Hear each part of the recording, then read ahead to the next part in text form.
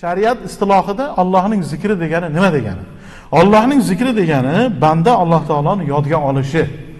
Aytingchi, musulmon Allohni bir rasul barhaq degan odam qachon Allohni unutishi mumkin?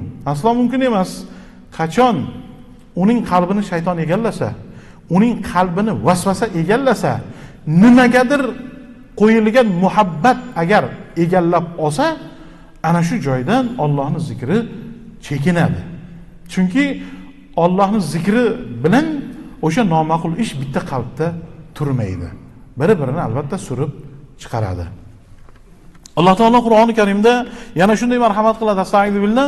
Ya ayyuhallazina amanu zkurulloha zikran katira va sabbihuhu bukratan va asila.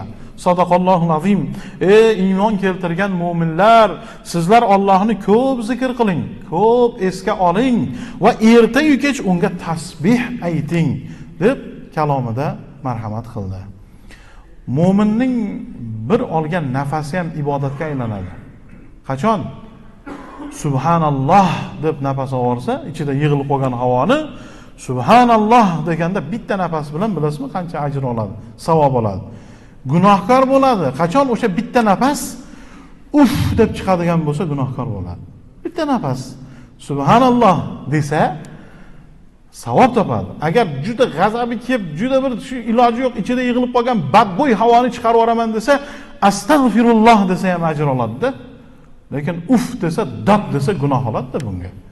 Shuning uchun oladigan, chiqaradigan nafasimizni har bittasi bizni ibodatli qilib qo'yishi mumkin, savobli qilib qo'yishi mumkin. Ana shuning uchun bo'sh vaqtlarimiz juda ko'p Allohning zikri uchun